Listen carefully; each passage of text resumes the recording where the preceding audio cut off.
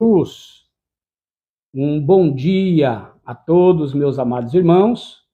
Eu quero, com muita alegria nesta manhã de sol radiante, glória a Deus, está uma grande bênção, não é?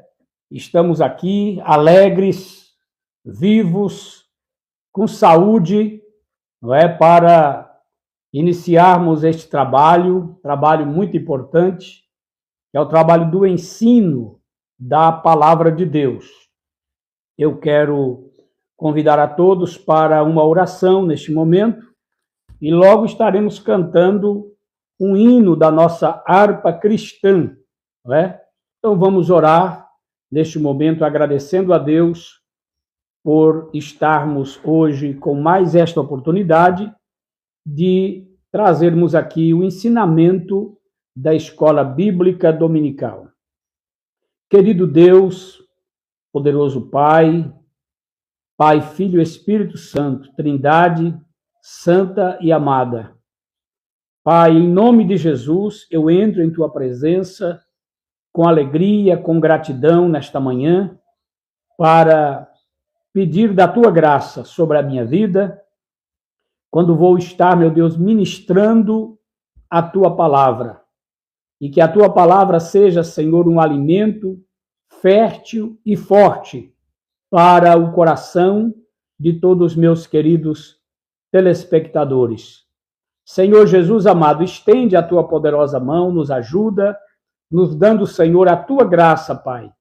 Assim, meu Deus, abençoa também meus irmãos que vão nos ouvir, aqueles que vão estar online, e aqueles que vão ouvir depois, Senhor, a mensagem gravada. Em nome de Jesus, amém e amém.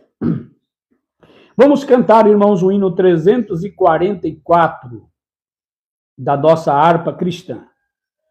Entre os lírios, no meio dos vales, está um amigo que é caro para mim.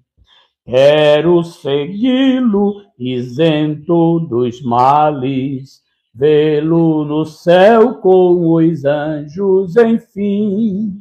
Meu Salvador Jesus, ó Filho do bom Deus, graças por tua luz, que veio dos céus. Por mim provaste a cruz, por mim morreste, Jesus.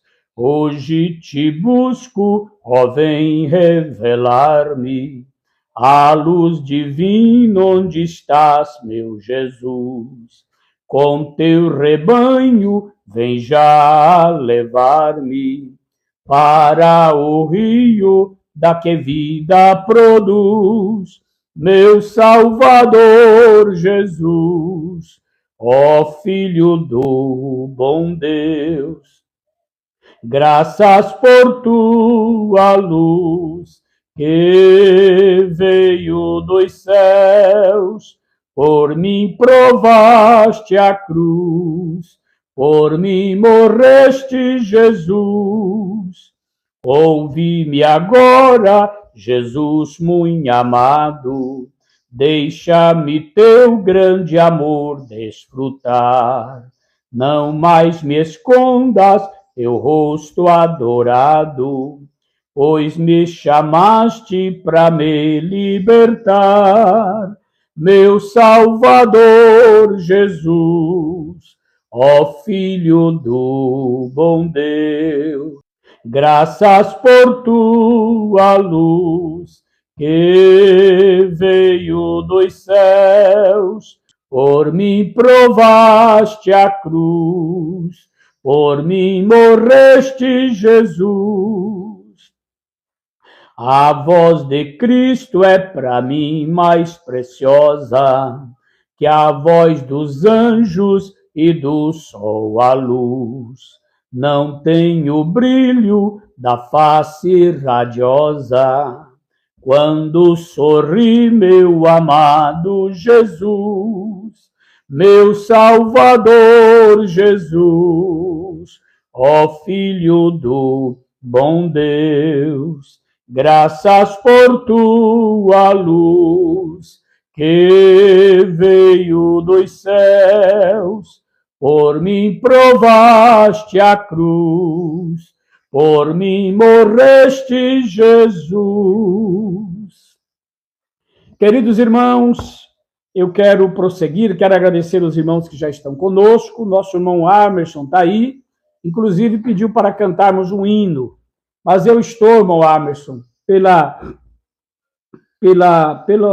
tamanho, né, curto espaço de tempo que nós temos, eu estou cantando apenas um hino na nossa lição, viu? Apenas um hino, que ele é um dos que está aqui sugeridos, né, na nossa lição de hoje, 344, para ganharmos tempo, porque, veja bem, só com a oração e um hino, já estamos com 6 minutos de vídeo, né?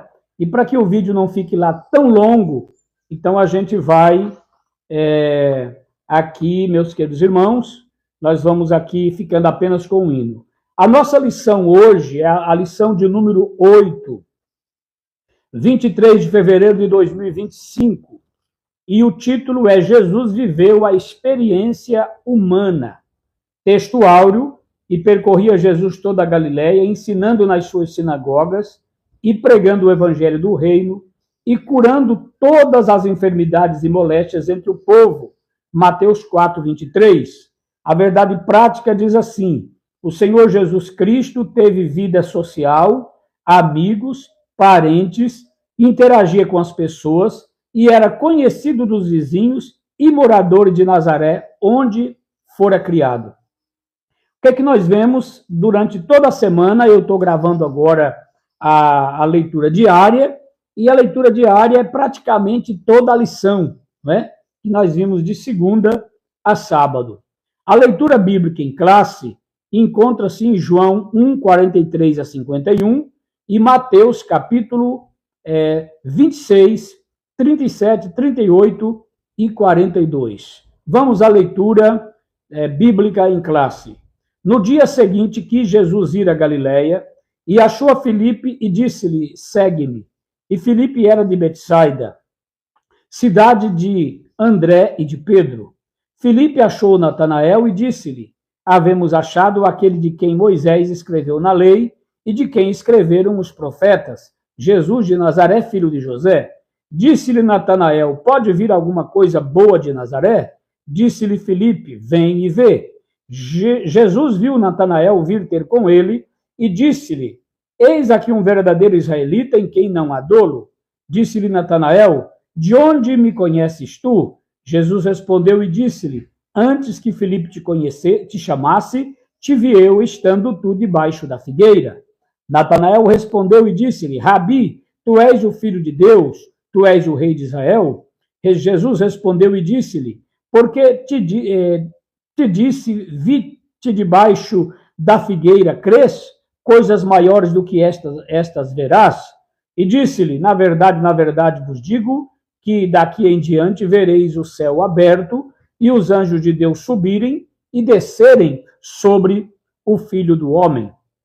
Mateus 26, 37, 38 e 43 diz assim: e levando consigo Pedro e os 2 filhos de Zebedeu, começou a entristecer-se e a angustiar-se muito. Então lhes disse: a minha alma está cheia de tristeza até a morte. Fica aqui e vigiai comigo. E indo segunda vez orou, dizendo: meu pai, se este cálice não pode passar de mim, sem que eu beba, faça-se a tua vontade.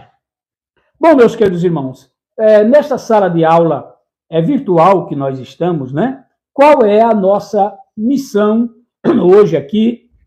Eu trouxe aqui a minha caneca, né? Minha caneca muito bonita, que eu ganhei no meu aniversário, da minha filha Karen, né? Glória a Deus. Veja bem, qual é o objetivo da nossa lição de hoje? Quais são os objetivos da nossa lição? Primeiro, identificar as experiências humanas do ministério de Jesus. Mostrar que Jesus, de fato, ele foi um ser humano. Em segundo lugar, explicar algumas heresias que negam a humanidade de Jesus. Porque do jeito que tem heresia que nega a divindade de Cristo, né? A divindade de Cristo como os arianos, há também aqueles que negam a humanidade de Jesus como os docetistas, né? Que diz que Jesus não era um ser humano, ele era um fantasma. E aqui nós vamos ver mais dois ramos, podemos dizer assim, da heresia contra a humanidade de Jesus, que é o apolinarismo ou apolinarianismo e o monotelismo. São mais dois ramos de heresias.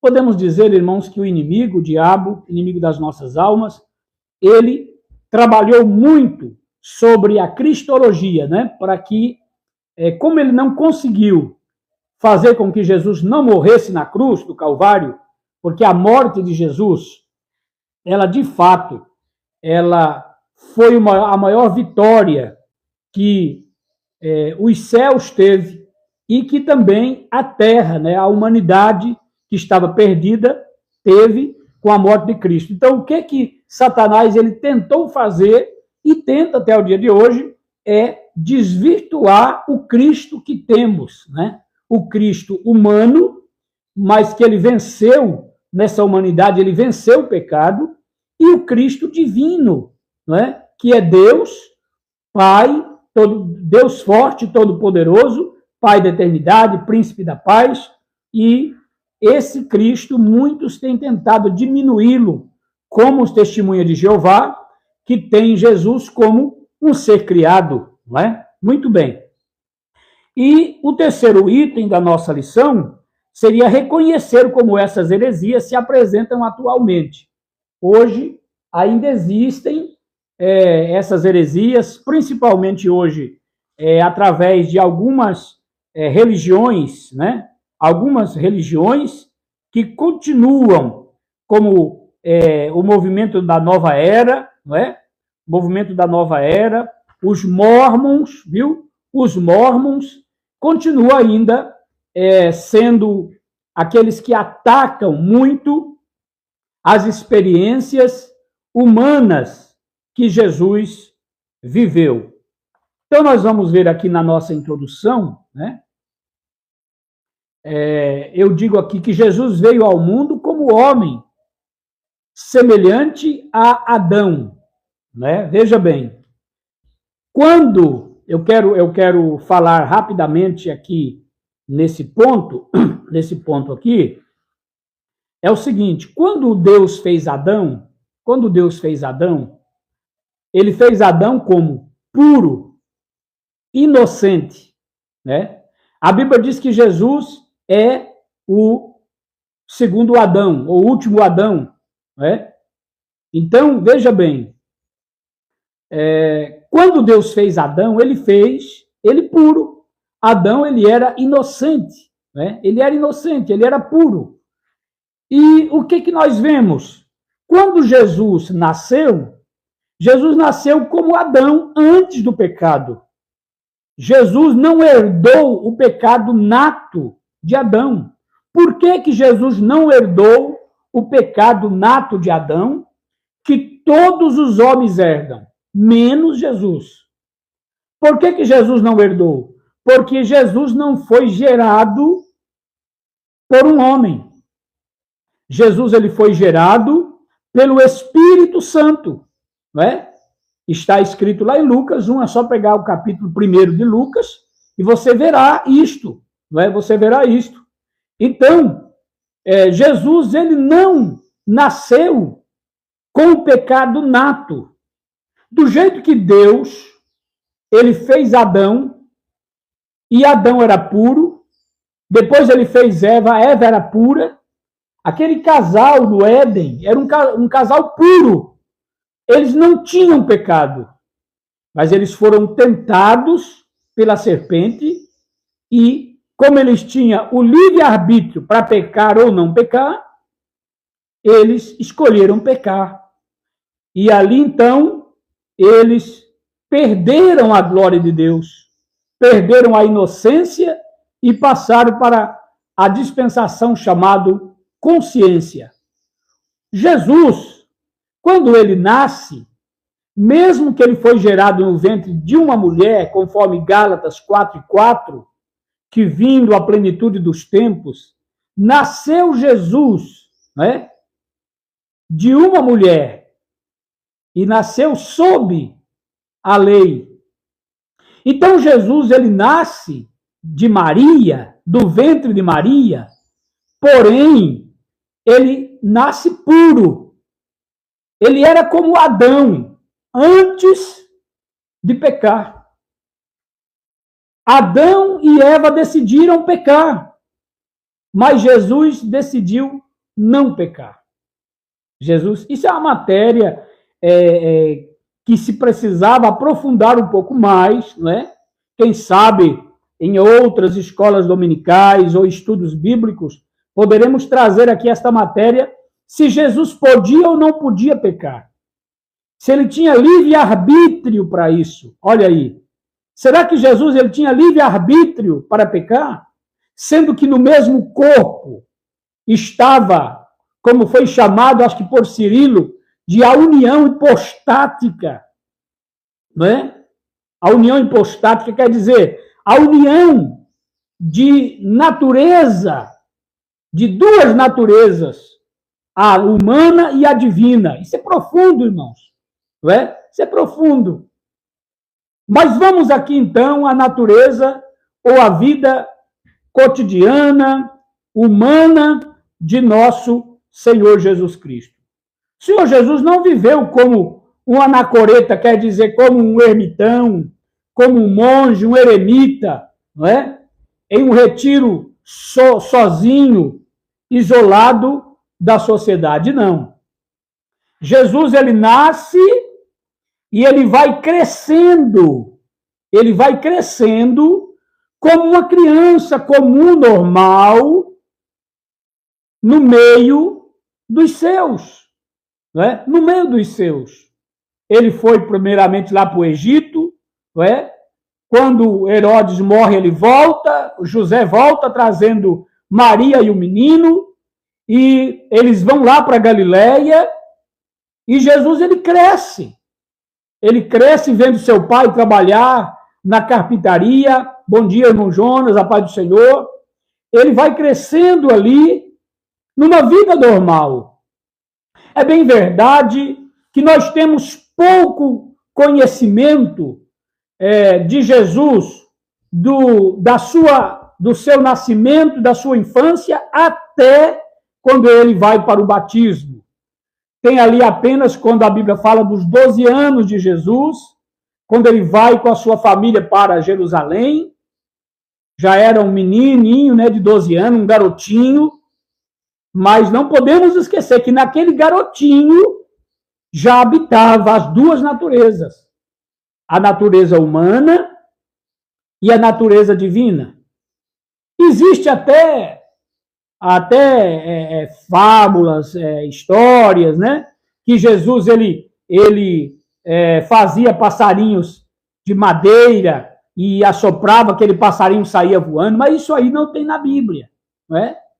Que Jesus chegava no local onde estava uma criançada e ali ele fazia coisas que aquela criançada se alimentava e tal, mas isso é apenas contos, não é Bíblia. Mas sabemos que ali já estava o menino com 12 anos, como a Bíblia diz, os seus pais o encontraram no templo, conversando com doutores, e ele tanto interrogava como ele era interrogado. Então Jesus ele teve uma vida cotidiana, uma vida comum muito ativa, não é? Muito ativa. Deixa eu até tomar aqui, né, um pouco do que diz o pastor Walter Brunelli na sua coleção. Ele diz assim: Jesus sentia em seu corpo físico todas as sensações comuns aos seres humanos. Seu corpo era de carne e osso. 1 João 4:2 2 João 1,7. Jesus teve fome, Mateus 4,2. Teve sede, João 4,7. Teve cansaço, João 4,6. Teve sono, Mateus 8,24. Teve tristeza, João 12,27. Teve alegria, Lucas 10,21. Teve amor, Mateus 10,21. Compaixão, Mateus 9,36. Sentiu dor, Isaías 53,3. Chorou, João 1,35. Teve vida social, ele ia à festa, João 2, 1 e 2. Aceitava convite para jantar, Lucas 7,36. Visitava os lares, Lucas 4, 38 e 39. Sofreu tentação, Hebreus 4 e 15. Sofreu agonia, Lucas 22, 44. E sofreu a própria morte em Lucas 23 e 46. Então, Lucas enfatiza o desenvolvimento natural de Jesus até a idade dos 12 anos. A Bíblia diz, e quando acabaram de cumprir tudo segundo a lei do Senhor, voltaram a Galileia, para a cidade de Nazaré. E o menino crescia e se fortalecia em espírito, cheio de sabedoria e graça diante de Deus, e da graça de Deus, e a graça de Deus estava sobre ele. Ora, todos os anos ia seus pais a Jerusalém à festa da Páscoa. E tendo ele já 12 anos, subiram a Jerusalém, segundo o costume da festa. Lucas 2, 39 a 42. Mateus ressalta a expressão filho do homem, repetida outras vezes nos demais evangelhos, certamente para fazer ressaltar a natureza humana de Jesus.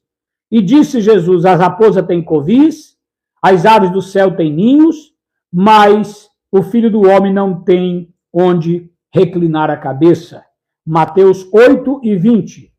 É surpreendente a honestidade do escritor de Hebreus. Ele não esconde a fragilidade humana, nem mesmo os riscos que Jesus corria como ser humano. Ainda que era filho, aprendeu a obediência por aquilo que padeceu. Hebreus capítulo 5, versículo 8.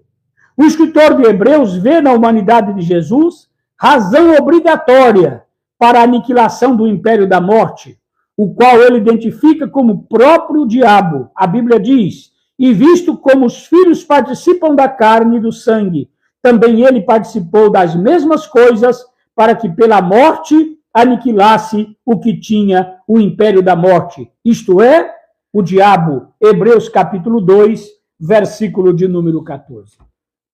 Então, meus queridos irmãos, Jesus ele veio realmente como homem, em carne, não é? O apóstolo Paulo, escrevendo aos Romanos, no capítulo 8, versículo de número 3, quando ele fala da nossa libertação, ele diz, porquanto que era impossível a lei, visto como estava enferma pela carne, Deus enviando o seu Filho em semelhança de carne, do pecado, pelo pecado condenou o pecado na carne. Então, assim, não tem como fugir, não é? Não existe doutrina herética que derrube os fundamentos preciosos da palavra de Deus, não é? Jesus, ele teve muitos debates com as autoridades, dentro da sua vida cotidiana, não é? Quando ele começou o seu ministério. Primeiro a gente vai ver Jesus na fila dos catecúmenos, esperando para ser batizado. Jesus é batizado. Depois do batismo, a Bíblia diz que ele foi levado pelo Espírito para o deserto para ser tentado pelo diabo. Então, ali começa a vida comum de Jesus dentro do seu ministério, não é isso? E ali, meus queridos irmãos, nós vamos ver o quê? Nós vamos ver Jesus dentro do seu ministério em grandes debates com as autoridades religiosas, com os fariseus, que o nome fariseu do hebraico prushim significa separados, não é? Era um grupo de homens, apesar de hipócritas, mas eles eram homens tidos como os mais santos. Depois vieram também os saduceus, que vem do nome Zadok, não é? O nome saduceus vem do nome Zadok, e era uma família que detinha o cargo de sumos sacerdotes desde Salomão, 1 Reis, capítulo 2, versículo 35. Nós vemos então, irmãos, que Jesus travou grandiosos debates contra fariseus, contra saduceus e contra os herodianos, que eram aqueles que apoiavam a dinastia de Herodes, uma espécie, né, de propagadores, de marqueteiros, buscando convencer o povo para impedir um governo direto de Roma. Então, foram os três grupos mais, digamos, mais ferozes, né, religiosamente falando, que Jesus lutou contra eles, né, tanto os fariseus, tanto os saduceus, como os herodianos. Então, queridos irmãos, nós vemos aqui que Jesus ele tinha uma vida social. E por que é importante, né, saber que Jesus tinha essa vida social? Porque tudo isto faz parte do sacrifício de Jesus para a nossa redenção. Tudo isto faz parte do sacrifício de Cristo. Se Jesus não tivesse uma vida social, não fosse de fato um homem, né? Um homem, ali estava um homem, o homem chamado Jesus, mas também chamado ungido, chamado Cristo. Se não tivesse esse homem ali, nós não teríamos sido salvos, não é? Não teríamos sido salvos, porque a salvação, ela veio por intermédio de um homem chamado Jesus. Glória a Deus. Bendito seja o nome do Senhor. A vida social e religiosa de Jesus. O mestre, ele participava de uma vida social intensa, não é? Nós vemos que Jesus, ele escolhe os seus discípulos, né? Filipe, André, Pedro, Natanael. Tudo isso aconteceu aonde? Numa reunião entre amigos, né? Numa reunião entre amigos, num ambiente entre amigos. Estavam ali os amigos, e entre amigos Jesus começa a escolher os seus, né? Um dos primeiros capítulos de Lucas apresenta um começo muito humano de Jesus, apresentando amigos, apresentando vizinhos, parentes, como Zacarias, Isabel, os filhos de Zebedeu, João e Tiago, que eram primos de Jesus, né? Mateus 26, 37. Zebedeu era um pescador da Galileia, Marcos 1, 19 e 20. E marido de Salomé, Mateus 27, 56, Marcos 15, 40, que era irmã de Maria, mãe de Jesus. João 19 e 25. O próprio João Batista era primo de Jesus. E era um primo que tinha mais ou menos uns 6 meses a mais de vida do que Jesus. Então, Lucas descreve o desenvolvimento físico e mental de Jesus, que crescia em estatura, em sabedoria e em graça.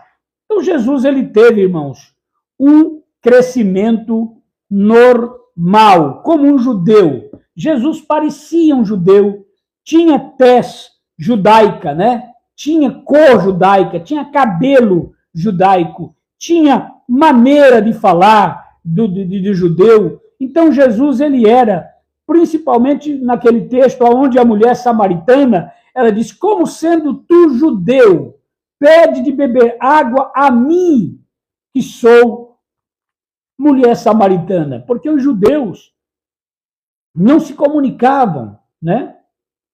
Alguém até entende que a mulher falou brava ali com Jesus, mas na verdade, a mulher estava espantada. Como é que esse judeu está falando comigo, que sou mulher samaritana, né?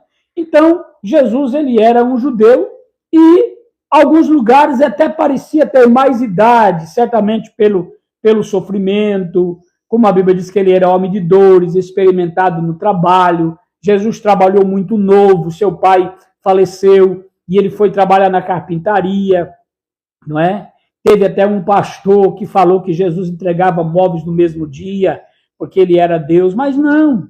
Jesus ele fazia móveis como qualquer outro, né? Como qualquer outro marceneiro. Ele aprendeu com seu pai, certamente fazia móveis de boas qualidades, tinha muitos clientes, mas Jesus não era de entregar móveis no mesmo dia porque ele era Jesus. Não, era Jesus, então pega lá e dá um sopro na madeira e já transforma numa cadeira, dá um sopro numa madeira e transforma numa mesa. Não. Jesus trabalhava com serrote, Jesus trabalhava com o cepilho, Jesus trabalhava com formão, com martelo, com prego, Jesus trabalhava com tudo isso, né? Tanto é que o povo dizia, não é este o carpinteiro, né? Não é este o carpinteiro, filho de Maria?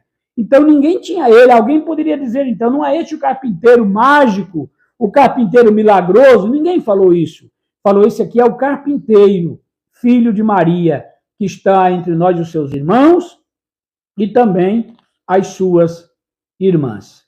Glória a Deus. Então Lucas descreve o desenvolvimento físico, ele interagia com as pessoas independentemente de sua condição social e espiritual, publicanos e pecadores, fariseus e a mulher pecadora, e a mulher samaritana. Jesus, ele interagia com todo mundo, interagia com os cegos, interagia com as criancinhas. Quando quiseram tirar as criancinhas de perto dele, ele disse, deixa vir as criancinhas até a mim, porque das tais é o reino dos céus. Então nós vamos ver, meus queridos, que Jesus teve uma vida humana, né? A Escritura Sagrada apresenta diversas características humanas de Jesus. O relato da sua infância enfoca o seu desenvolvimento físico, intelectual e espiritual, né? Crescia Jesus em sabedoria, estatura e graça. O menino crescia e se fortalecia, cheio de sabedoria e graça, e Deus estava com ele. O profeta Isaías anunciou de antemão sobre o Emanuel, manteiga e mel comerá, até que ele saiba rejeitar o mal e escolher o bem. Ele tornou-se homem para suprir a necessidade de salvação da humanidade. É aquilo que eu disse. Se Jesus não fosse homem, ele não poderia satisfazer a justiça de Deus, que o cordeiro tinha que morrer, a sua carne tinha que ser rasgada, o seu sangue teria que ser derramado para que tivéssemos os nossos pecados perdoados e a ira de Deus fosse totalmente satisfeita. Glória a Deus. Muito bem, meus queridos irmãos, aqui nós vemos algumas heresias que negam a humanidade de Jesus. O primeiro que temos aqui na nossa lição de hoje é o apolinarianismo, ou apolinarismo. O que o apolinarismo dizia? Jesus, ele não tem espírito, né? Ele não tem espírito humano. O homem é um ser tricotômico, né? Espírito, alma e corpo. Para os adeptos de Apolinário, né? De Apolinário, quem foi Apolinário? Apolinário, ele pregava suas falsas doutrinas, né? Ele nasceu em 310, né? Ele foi do 4º século e ensinava que Jesus não teve espírito humano. Para Apolinário, Jesus tinha corpo e alma, mas não espírito. Segundo Apolinário, o Espírito de Cristo manipulava o corpo humano para protegê-lo do pecado. Olha que doutrina. O Espírito de Cristo manipulava o corpo humano, quer dizer, o corpo de Jesus era só um títere, era só um marionete, e o Espírito manipulava, né, para protegê-lo do pecado. Com isso, eles negavam a autêntica humanidade de Jesus. Apolinário foi considerado herege no Concílio de Capadócia em 381. O outro movimento, né? O outro movimento era o monotelismo. O monotelismo, eles tentaram, com a doutrina do monotelismo, que significa monos, único, e telema, vontade, quer dizer, Jesus tinha apenas uma vontade, apenas um desejo, que era o desejo divino, eles queriam dizer com isso, que ele não tinha desejo nem vontade humana. Era uma tentativa de conciliar a teologia monofisita, né, com o credo de Calcedônia, que reafirmava as duas naturezas intactas, separadas e inconfundíveis em uma só pessoa, em Jesus. Então, nós vemos aqui que o monotelismo também é perigoso. Por quê? Então, Jesus, ele fez de conta que era um homem que tinha vontade, que tinha livre-arbítrio, mas não tinha, de fato? Sim, tinha. Veja bem que quando Jesus ele fala para o Pai, Pai, se for possível, passa de mim esse cálice. Olha o que Jesus, o Jesus humano, sabendo do sofrimento que ele ia passar na cruz, do cálice amargo que ia beber para cumprir a justiça do Pai, ele diz assim, passa de mim, todavia, não seja feita a minha, mas a tua vontade. Quer dizer, a vontade do Pai, a vontade de Jesus, ele tinha também a vontade dele, mas não seja feita a minha vontade, mas a tua vontade. Você entendeu aí? Você está entendendo que o monotelismo aqui cai por terra, que Jesus de fato tinha, sim, a sua vontade. Jesus tinha, sim, a sua vontade. Então, queridos irmãos, aqui o monotelismo, ele cai por terra, viu? E, de fato, Sofrônio, patriarca de Jerusalém, em 633, refutou o monotelismo, dizendo que existe em Jesus duas vontades, sendo a humana submissa à divina. Assim como nós hoje, nós temos a nossa vontade, não é? A nossa vontade, e nós precisamos submeter a nossa vontade à vontade de Jesus, hoje, a vontade de nosso Senhor, a vontade de nosso Cristo, não é? Mas Jesus era mais do que isso ainda. Jesus, ele submetia a sua vontade, a vontade do Jesus homem, a vontade do Pai, a vontade de Deus, não é? Mas ele também era o próprio Deus. Queridos irmãos, isto muitas vezes é difícil de entender, mas não é difícil de crer, porque a Bíblia fala, e se a Bíblia falou, está falado. O que eu vejo hoje aí, irmãos, me perdoe os amados irmãos de outros credos, de outra maneira de crer, não é? Mas o que nós estamos vendo? Esses dias atrás nós vimos aí um debate entre o pastor Juliano e o pastor Moisés, do grupo Voz da Verdade. Não é?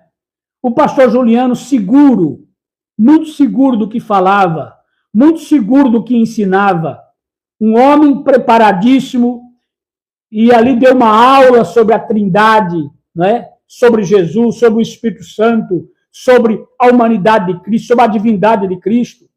E o que a gente vê no pastor Moisés? Você me acredita que eu assisto aquilo ali e eu fico até com pena dele? Me perdoe, até o pastor Moisés, né? Quantas vezes, realmente, como ele falou, que a igreja cantou os seus hinos, e cantou de fato. E se falar que eu acho feio os hinos, eu não acho feio. O pastor Osiel, estou citando nomes aqui, né? Porque está tudo na mídia. O pastor Osiel Gomes, que é um dos nossos mestres hoje, né? Que realmente vale a pena assistir, vale a pena ouvir, o pastor Osiel, ele está ensinando agora que não se deve mais cantar o hino da Voz da Verdade. E nós temos que dar razão a ele, porque está muito evidente. Aí agora, por que eu digo que eu fiquei com pena do pastor Moisés? Porque uma mente tão fértil para compor hinos tão bonitos, mas eu vejo ele nem um defensor ferrenho do unicismo ou do unitarismo. Eu vejo ele uma pessoa que está com a mente, eu vou usar a expressão aqui, a mente bugada. Ele está com a mente bugada, ele está com a mente embaralhada. Ele não está conseguindo entender, e como ele não está conseguindo entender, ele está fazendo disso uma doutrina. Mas o meu conselho para todos é o seguinte: se você não está conseguindo entender, fique com a palavra de Deus. Fique com a palavra de Deus. Mateus, capítulo de número 28, versículo 19, diz assim: portanto, ide, ensinai todas as nações, batizando-as em nome do Pai, e do Filho, e do Espírito Santo. São 3 pessoas e pronto. Não tem como negar isto. Está entendendo, meus queridos? Deixa eu ver aqui. Eu acho que eu anotei mais alguma coisa. Deixa eu ver aqui no livro aqui do pastor Walter Brunelli, né, na coleção Teologia para Pentecostais, aqui na página 58 do livro, volume 2, diz assim: porquanto que era impossível a lei, visto como estava enferma pela carne, Deus enviando o seu filho em semelhança de carne. Olha, Deus enviando seu filho. Peraí. Se Jesus é o Pai, como eles querem dizer, como é que ele ia enviar ele? Eu pergunto, como? Não há como. Deus enviando seu filho em semelhança da carne do pecado, pelo pecado condenou o pecado na carne, para que a justiça da lei se cumprisse em nós, que não andamos segundo a carne, mas segundo o Espírito. O apóstolo dá testemunho da impecabilidade de Jesus. Aquele que não conheceu o pecado, fez pecado por nós, para que nele fôssemos feito justiça de Deus. A contribuição da natureza divina, do mesmo modo como o primeiro Adão foi criado intacto, sem a semente do pecado em si mesmo, Jesus, devido à sua natureza divina, também foi criado intacto, sem portar a semente maligna do pecado. Entretanto, ele estava exposto ao mundo, sofrendo os mesmos riscos do primeiro Adão. O que levou o primeiro Adão a pecar foi tão somente a tentação, provocação externa, mas enquanto estava intacto, não era vítima da concupiscência, provocação interna. Então, o que aconteceu? A diferença entre Jesus e Adão é porque Adão teve a provocação interna do pecado e cedeu. Jesus teve também, mas Jesus não cedeu. Hoje nós vemos, meus queridos irmãos, seitas e heresias que apresentam nos dias atuais, falando contra, né, a natureza humana e a vida social de Cristo. Uns querem dizer que Jesus ele andou pela Índia, não é? Como o caso do movimento Nova Era. Os mormons dizem que ele esteve até nos Estados Unidos, mas a verdade é que a Bíblia nos ensina que a vida terrena de Jesus, ele passou mais ou menos por 3 países, né? Pelo Egito, por Israel e pela Fenícia, né? As terras dos filisteus, e Tiro, Sidom. Então Jesus, ele, na verdade, ele não andou. Ele chegou a dizer que foi enviado para as ovelhas perdidas da casa de Israel. Então Jesus, ele viveu naquele contexto, né, muito maior ali do seu povo, entre Judeia, Galileia, Decápolis e Jerusalém, toda aquela região ali, não é? Onde Jesus andava. Jesus era visto como alguém da comunidade. Já estou concluindo a lição. Jesus, ele era visto como alguém.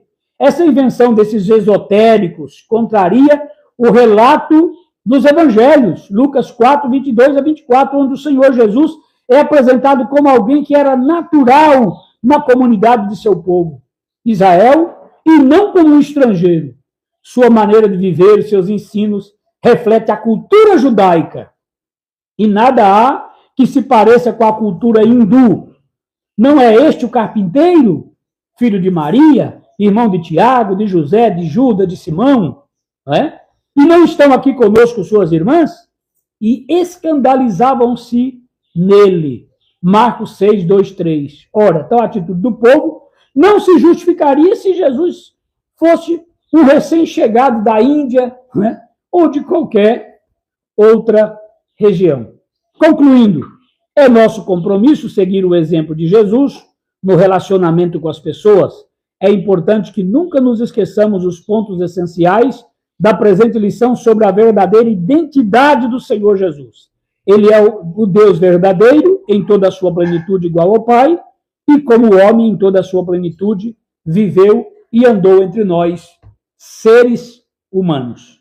E isto certamente traz à luz, né? Traz à tona que o nosso Cristo, como um homem, sofreu dores terríveis na sua morte, na sua crucificação, derramou o seu sangue puro, inocente, como um cordeiro que esteve separado durante aqueles 3 anos, como tivesse separado o cordeiro para o sacrifício.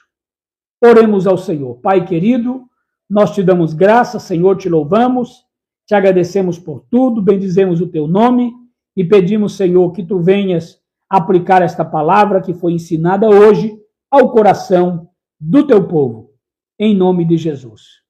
Assista e replique esta palavra para outras pessoas, mande para outros irmãos, se você quer que eles sejam também instruídos na palavra. Obrigado a todos aqueles que assistiram a aula comigo.